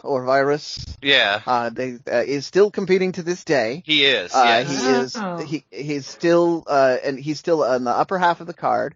He's also one of CMLL's premier trainers. So if you go to Arena Mexico and you're going to train, he's the guy that's going to put you through the ringer. Like, Many of the CML people I've talked to that went to CMLL have gone through his classes, and he is premier talent and a premier trainer, and so if you're going to watch any one of these matches that we talk about, I'm going to recommend Dusty's because it's a clinic. He's a master of the Ave style. So yeah, it's an incredible fantastic match. It really is. If you have discredited the minis in any way because of their size, this is the match that shows you they can do anything anybody can. Like, it's incredible. Yeah, and again, he's technically a mini, but he's the guy that all the big guys have to go through to be trained and get on the card. So. Very cool. To answer your question, this week I chose February 25th, 2011, where Atlantis and Mascara Dorada, Grand Metalik these days, won the CMLL Parejas Incredibles tournament after beating Blue Panther and Dragon Rojo. So this is the thing where they pair up a more experienced guy with a younger guy, and they have a whole tag team tournament this way. But I mean, let's review this again. Atlantis, and I'm just gonna say Grand Metalik, and Mascara Dorada's more famous name, but just to give you guys an idea. And they're in there with Blue Panther and Dragon Rojo Jr. That's so right? You have incredible technical discipline here. You have Atlantis is your seasoned professional in this one. He's probably got more ring experience than most of them. But I mean, you've got Grand Metalik or Mascara Dorada, I'm going to keep doing it, who is they talk about that and his early matches in the WWE. They call him the master, the king of the ropes. And it's because he can walk out, like, people talk about Ray Phoenix and his rope work, but Metalik's, if you cut him loose, he can do crazy things all day long too. Like, he doesn't ever have to touch the things. And then you have Blue Panther, who's the master of the locks and keys. It's just a fantastic match. The Parejas tournaments always give you some great matchups, and when I saw this, there were a number. When we were talking about what we might do, there were a number of Parejas, but when I saw this one, I'm like, I want to watch that match, so I might as well talk about it, and I don't regret that choice at all. Miranda, what did you find this week? So I picked February 22nd, 1998, and this is when Chris Jericho beat Juventud Guerrera in a Apuestas match. This was a mask versus title match for the WCW Cruiserweight Championship at Super Brawl 8. And this was really pivotal for both men's careers. This was at the height of the cruiserweight division in WCW. Chris Jericho was really keen on his kind of crybaby gimmick and doing ridiculous stuff in the ring. This match started with him refusing to take off the Cruiserweight Championship from belts, like off of him, and wanted to wrestle with the belt. However, Juventud got in a really good kick in the midsection that only hurt Chris Jericho, so he eventually took it off. But this also, it was a big moment in Juventud Guerrero's career where he lost this match and took off his mask. And that, I think, just changed the trajectory of his career as well. Of course, as a WCW fan, and for all of us who did watch WCW matches in the Cruiserweight division, Mike Tenay being able to explain the history and the importance of this. I loved how he kind of played this up in commentary, whereas the other, Bobby Heenan and Tony Schiavone was really more focused on the title, where Tenay always circled back to the mask and the heritage and, what this means if he loses. And so I just loved that explanation with commentary. But the match itself was also fantastic. The match was ended with a false finish after Juventud did a 450 splash on Chris Jericho, thinking he got the 3 count. However, Chris Jericho grabbed the rope at the last second. So the match continued, and then Jericho won with the Lion Tamer. and Juventud had to remove his mask. And then this then also played up a future storytelling where Jericho and Juventud would continue to have a program, and Jericho and all his infinite wisdom and character development used, the whole Quasimodo line to say how ugly and disfigured Juventud was, which was not the truth because he's a good looking guy. And then also Chris Jericho used this as part of an additional element of his gimmick where he had these trophies that he would bring to the ring, and one of them was Juventud's mask. And so this was before Rey lost his mask as well, so it also was kind of a sign that, with the luchadors, they were going in a direction where, they were going to start taking off their masks, and that was part of the philosophy of WCW at the time. They wanted people to see their faces and didn't really have, even though the Cruiserweight division had some of the best luchadors in all of pro wrestling, the emphasis and kind of respect to the luchador culture wasn't quite there. But this was a really fun match to see if you are a classic Chris Jericho fan, and all his infinite character development is there. Juventud, did some amazing leap off the top rope onto Chris Jericho, which literally was one of the highest and furthest I had seen in quite some time. And this was back in 98, and I think that's the same thing has happened, or I haven't seen anything with that kind of length in quite some time. So a really fun match to watch, really historic when you look at the careers of both men, and also, how American audiences continue to get introduced to Lucha Libre.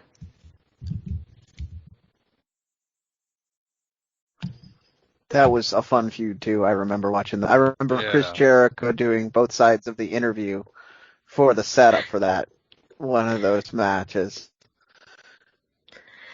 It's the classic Chris Jericho. He's good on the mic. I have to admit that was some of the better. Now we've had it for 20 plus years, and we're like, yeah, we're good. We got enough. But going back to seeing that and how genius it was. It was great. That was this week in Lucha Libre history. As Dusty mentioned, you can find this day in Lucha Libre history on luchacentral.com. But Brendan, what else can our listeners find at luchacentral.com? Oh, we got everything. Seriously, if you haven't been there, if you haven't visited luchacentral.com and you, I'm tripping over my own words. I'm so excited at the notion of you missing this. If you're listening to this and you haven't visited luchacentral.com, it's really time to do it. Luchacentral.com is the online home for Lucha Libre, where you can get all of the top news in English and in Spanish. Find the best curated video content and original content not seen anywhere else. Find when Lucha Libre events would be happening in your area. Find photo galleries from top photographers covering Lucha Libre around the world. Ways to have your voices heard, from weekly polls to annual awards, by top executives and all of the major Lucha Libre. And guess what? All of this, luchacentral.com, your place for all things Lucha Libre. Up next, we have some AAA news from Dusty. Yeah, so first up, we've got some news on AAA and their outside booking. AAA has apparently now relaxed their rules on outside booking and are allowing luchadors to book themselves onto wrestling shows. Mr. Iguana, Superfly, Tejano, Murder Clown, Pagano, I've seen all of them on social media earlier this week posting, contact them directly for bookings. Some are taking bookings in the U.S., some in Mexico, some are taking bookings both places. It's interesting because it doesn't seem to indicate any change in status within AAA itself, but Also, historically, AAA has never allowed contracted wrestlers to take matches without going through the AAA office, and they have heavily discouraged luchadors from taking outside matches during the pandemic. If you recall, during our previous interview with Mr. Iguana, he mentioned that they paid him to be in a bubble, kind of, for the shows, and that they specifically did not want him wrestling outside shows.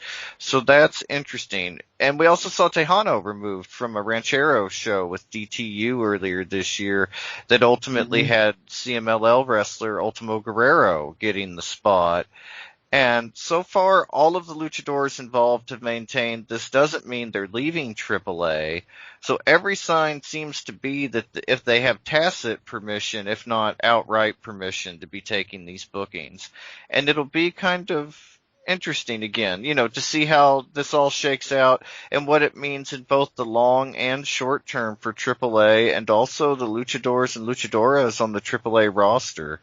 We'll do our best to get some clarification on this subject in a future episode. Hopefully we can kind of shine some light on what's going on within the AAA situation. Also in AAA news, the 2021 tapings from the early Puebla Mexica shows, they will start airing on YouTube on March the 7th. So hopefully we'll have a way to watch those stateside sometime after, and we'll be able to enjoy some AAA Lucha Libre very soon. It's been since Triple Mania that we've really got to enjoy some new Lucha, AAA Lucha in the United States, so it would really be exciting to have them back again. It's also interesting.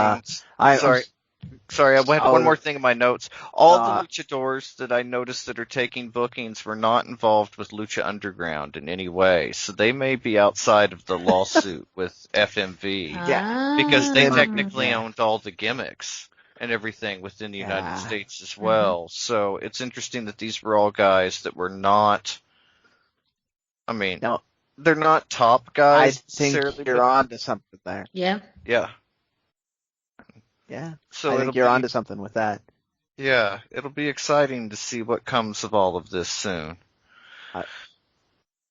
I'm going to be honest here. We're going to have to revisit this story, just you and me, because I'm so shocked to hear that you are following Psycho on social media. I wasn't really listening to the rest of the early part of the story. It was Murder Clown. Sorry. I might have said Psycho Clown, but it's Murder Clown that was taking bookings. So I apologize if I misspoke. Yes, it's Murder Clown. You're forgiven.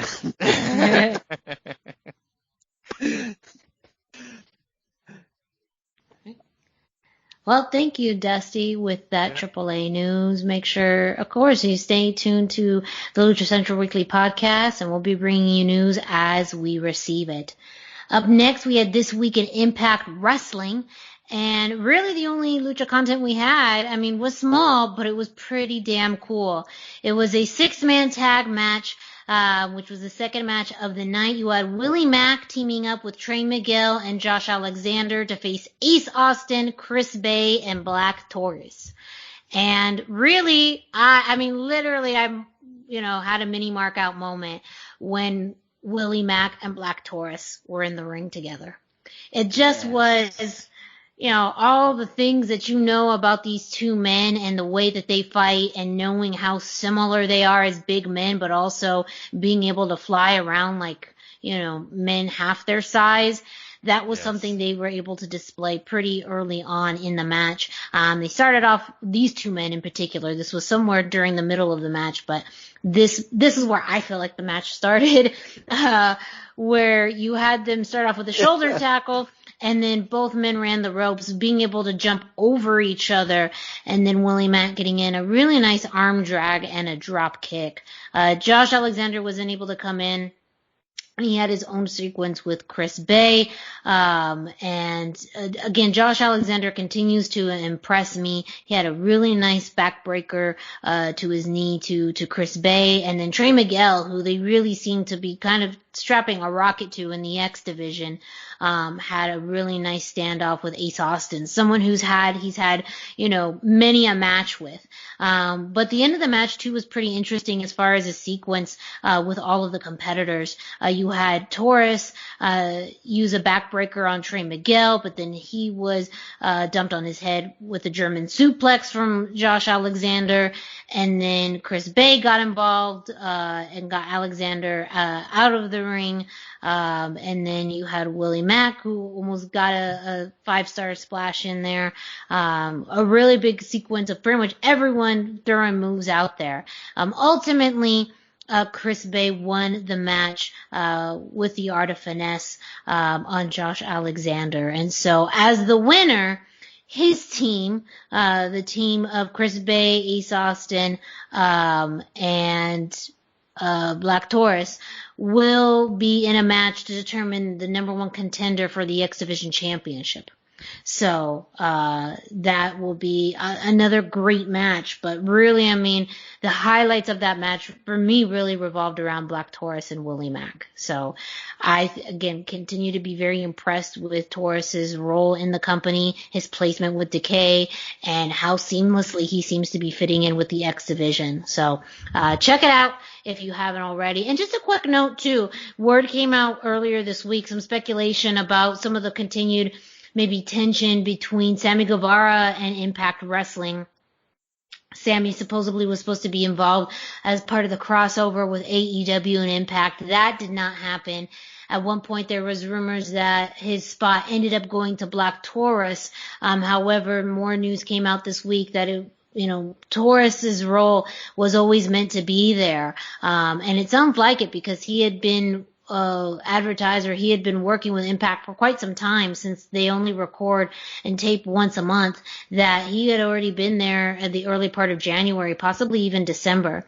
And that seems to be before this timeline with AEW and Impact was fully fleshed out. So it is very likely that if something were to have happened, it probably would have been slotted somewhere in the X division and so maybe that's where some of that speculation came through. But it was at one point talked about that his spot was taken by Black Taurus, but more news came out this week that it wasn't. So I don't know if we're going to continue to get these little nuggets of Sammy Guevara's, possible role with AEW and Impact. Maybe they'll mend fences one day and we'll see him there. I just think that Sammy, especially right now with what's happening with him in AEW, which is nothing at all, he would have a good fit right now in the Impact X division. Yes, I agree. So I think he's a natural fit for something like that, and he could have been a shining star in the division and kind of shined a light on it in a way Kenny Omega couldn't even do. So agreed. So stay tuned to Impact Wrestling, though. Again, not a whole lot of lucha content, but it's the stuff that they have is pretty damn good. Up next, Brendan is giving us a Ring of Honor update. We haven't talked about them in a little bit of time, but a lot of news coming out of Ring of Honor recently related to Lucha Libre. Oh my, yes. So I'm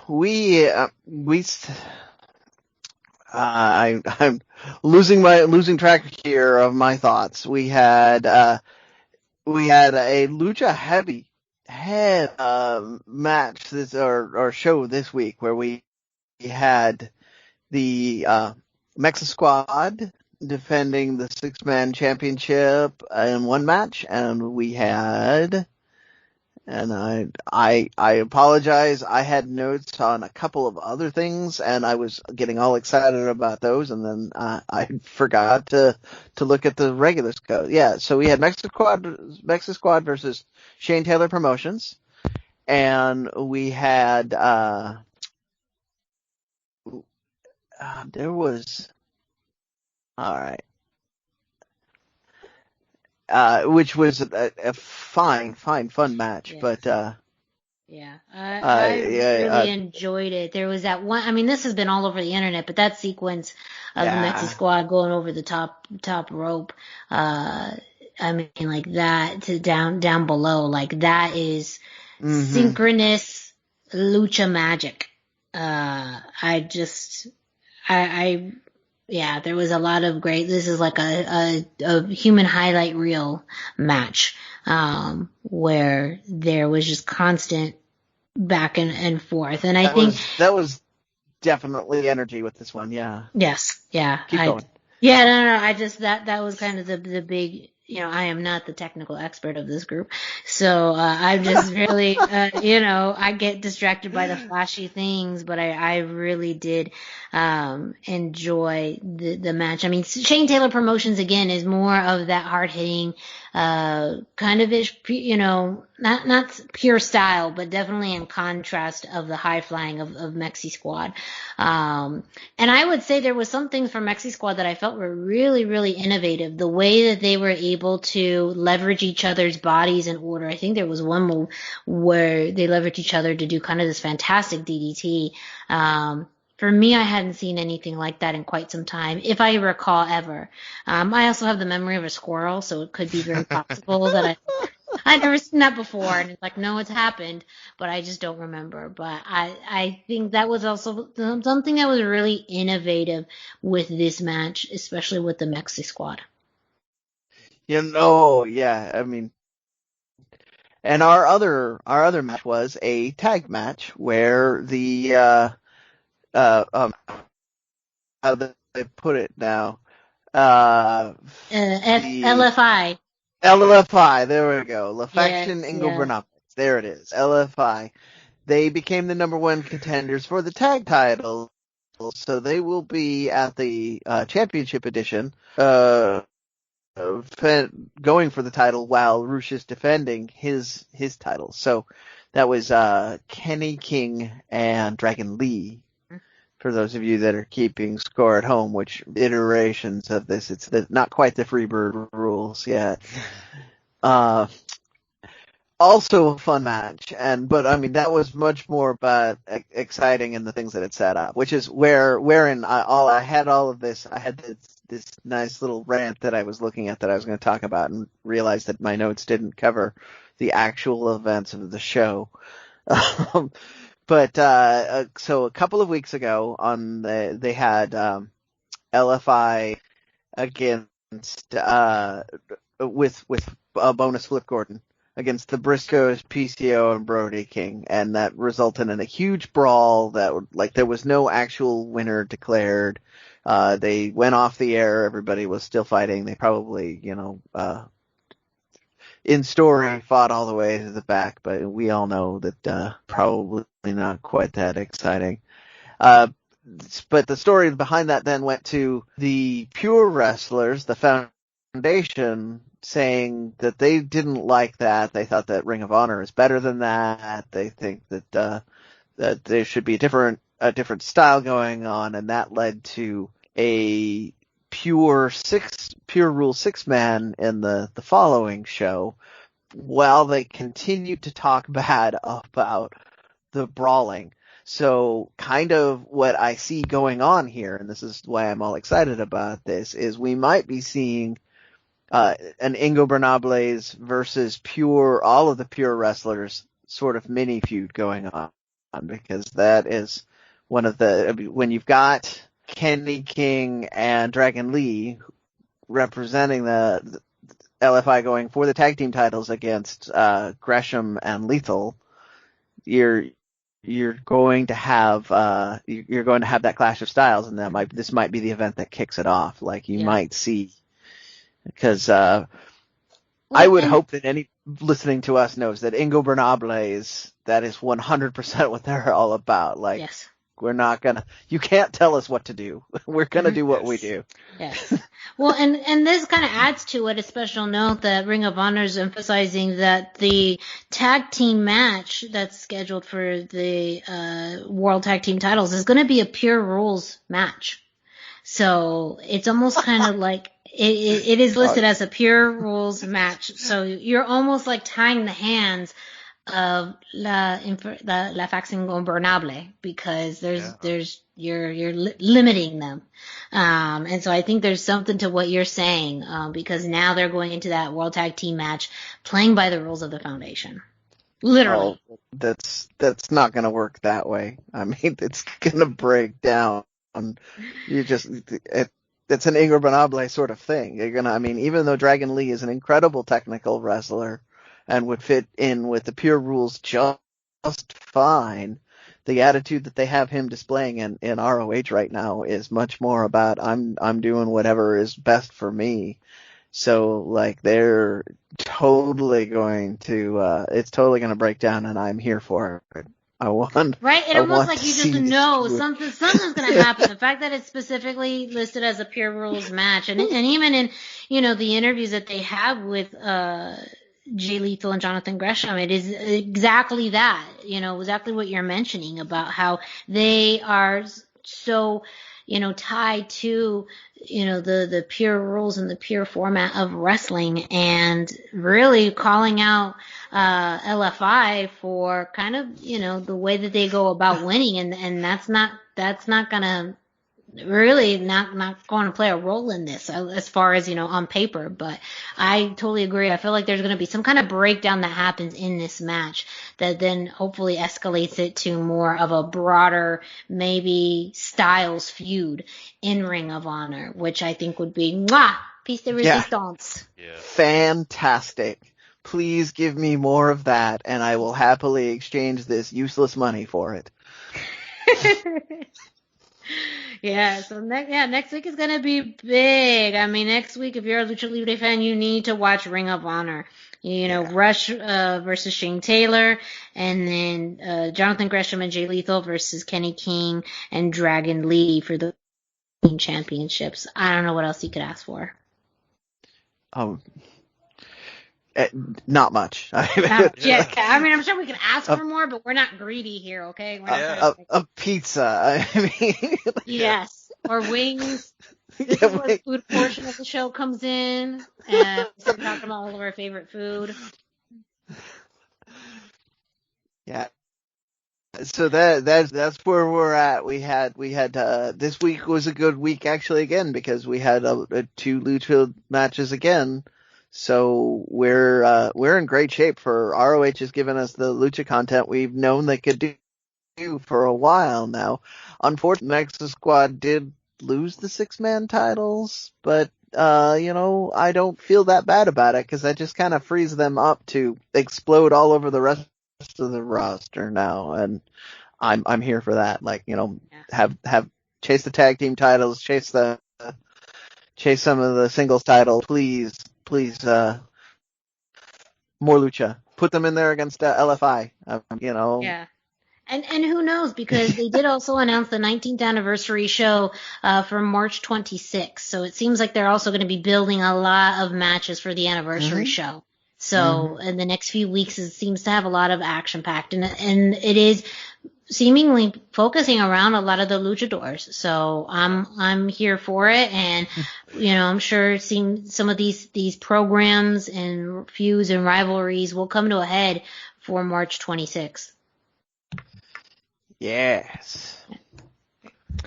That was Ring of Honor. Dusty, you have some New Japan news to share. Yeah, last week on New Japan Strong, the American show, first up we had the 6-man tag match, or the trios match, however you prefer it, and we had the Rudo team of Mysterioso, Adrian Quest, and Rocky Romero defeating Barrett Brown, Ray Orus, and the DKC. This was a really hard-hitting tag match, hot tag match, loved it. The story they were telling was that Barrett Brown needs that win to advance. He can't show off who he is. He can't be all he can be unless he wins at New Japan. Afterwards, they got to cut a promo backstage. He was obviously upset about that and that he wasn't in the Super J Cup. And so it's kind of interesting. It tells a good story. I find myself more and more intrigued with the DKC all the time, so it's exciting to see what they're going to do here. And then in the main event, we had El Phantasmo versus Lio Rush. This was a rematch from December's Super J Cup final. Phantasmo won by kind of sketchy means, but, we had this match. Lio looked fantastic. From the beginning, like before the match even started, Phantasma comes out in his entrance gear and Lio yells at him, "Why you have on so many goddamn clothes?"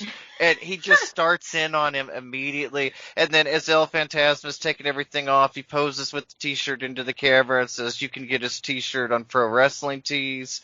It's amazing. Like, the whole sequence is just fantastic. And a good show of personality from both of these guys. Phantasmo is one of the best heels in wrestling. Like, he could give MJF a run for his money. He is fantastic. Loved this match. Just great. Lio Rush carried the match. It was very one-sided. He was the star. At the end, Phantasmo got a super kick to pick up the win.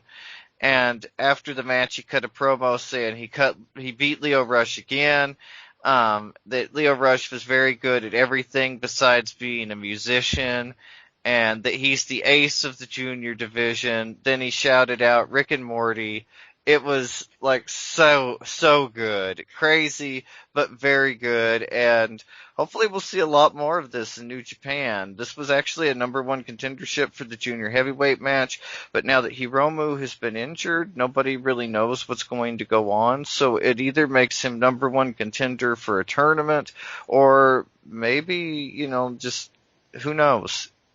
It's an amazing thing what can happen. So we'll see, especially with him stateside currently and the delay to get in Japan. But anything could happen, and it's another strong showing of luchadors on New Japan Talent, giving us a sign that this is a direction they're heading in. Mm-hmm. And we had, 2 injuries this week that were lucha related out of New Japan too? Yes, I believe so. You mentioned Hiromu. One. Yeah. Yes. And, sorry, I'm looking. I had it somewhere here. No, I already had my stumble earlier. Naito, right? Naito listed as injured as well. I had to find my note too. So, yeah. I mean, not the best of times, but they're making a good results of it. I'm happy with seeing more of the California luchadors. I am too. It's exciting. Yeah. Love it. And not that you would want anybody to be injured, but the fact that they're kind of lucha guys or go-to lucha guys in Japan are injured opens up a lot of possibility and just chance for some of these guys that are more West Coast based, more American based, to really make their name in Japan. So it'll be interesting to see what happens with the Super J Cup, maybe a tournament around the junior heavyweight title. There's a lot of exciting things coming for New Japan, and I can't wait to see them. Yes. Yeah, I'm super excited by this. Like you said, injury can bring about opportunity. Sometimes it's hard to remember that silver lining is there, and sometimes some people just feel guilty for thinking about it that way. But sometimes that's the only way that I can think about it without being infinitely sad that 2 of my favorite guys are injured again. Yeah, and right before the anniversary show again. Hiromu was injured last year. Right before the anniversary show happened again this year. We could have got Hiromu versus Kota Ibushi. I was excited for that. So it's a big loss, but if somebody could step in and fill those shoes, I would love for it to be a West Coast luchador. Yes. That would be an ideal fit. Yeah. Yeah. So we'll see what we get. I'm very excited. Thank you, Dusty, for that New Japan news. And our final story of this episode is MLW. And not a whole lot of news. Because this week we had an older episode of MLW Underground. They took a little bit of break from Fusion in between Filthy Island and what we'll be getting next week. But of course, MLW Underground is fantastic as far as showing the history of MLW. Always highly recommended. It is on MLW's YouTube channel for you to watch. However, some pretty important matches coming up in the next few weeks. Next week, MLW Fusion will return. We are going to see the tag team champions Los Parks face Davari and Simon Gotch of Contra Unit for the tag titles. So that will be a pretty big match. And then in 2 weeks, LA Park will face Hammerstone for the National Openweight Championship. So a big next few weeks for Los Parks, La Familia Park. We'll probably continue to see where the storyline of Promociones Dorado and Azteca Underground come in. I just started to follow their Instagram page, just for fun. Why not? But we'll likely see that storyline continue in the upcoming weeks, leading to Never Say Never, which is going to take place Wednesday, March 31st. That's going to be at 7 p.m. Eastern Time, and it's going to be available on MLW's YouTube page, of course, Fubu Sports, Danzing, beIN Sports, and the Roku channel. So they're really building up to Never Say Never, a free event. Not pay-per-view, but it's going to be a big event for MLW. So stay tuned. MLW will be back with Fusion next week. Some big tag team title opportunities. And then, of course, Hammerstone versus LA Park in 2 weeks. That is going to be something else. I'm excited for that. Banger. Yeah. Yes. So make sure you stay tuned to MLW for their content. And with that, that's it for this week's Lucha Central Weekly podcast. Thank you all so much for listening. Don't forget to check out luchacentral.com, your centralized place for all things Lucha Libre. You can also follow Lucha Central on social media at Lucha Central on Facebook and Instagram, and at LuchaCentralCom on Twitter. Of course, you got to check out the YouTube page we mentioned earlier. Denise Salcedo has some amazing interviews on the YouTube page, but there's also lots of other great interviews and matches that you can find on Lucha Central's YouTube page, including some of the match of the days and matches from this week in Lucha Libre history. While you're at it, go ahead and follow us on social media. That way you can follow us as we share cool pictures and links and information. Dusty, where can listeners find you on social media?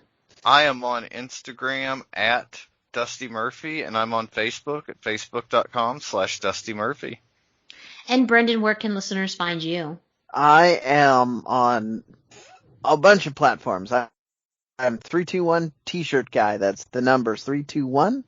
T-shirt guy is all spelled out. I am on the Instagram. I am on Facebook, and I am all over Twitter. And me, Miranda Morales, you can find me at the hashtag Miranda on Instagram and Facebook, not on Twitter. That's why you go to 321 T-shirt guy for all of your Twitter needs. He is the Twitter aficionado of this group. Make sure when you listen to us, if you're listening to us on one of the podcast streaming platforms such as Spotify, iTunes, Podbase, Speaker, Google Play, iHeartRadio, you subscribe, rate, and review. So that way you get notified anytime a new edition of the Lucha Central Weekly podcast drops. You can also leave us a 5-star rating and give us a review. Let us know your thoughts on the podcast.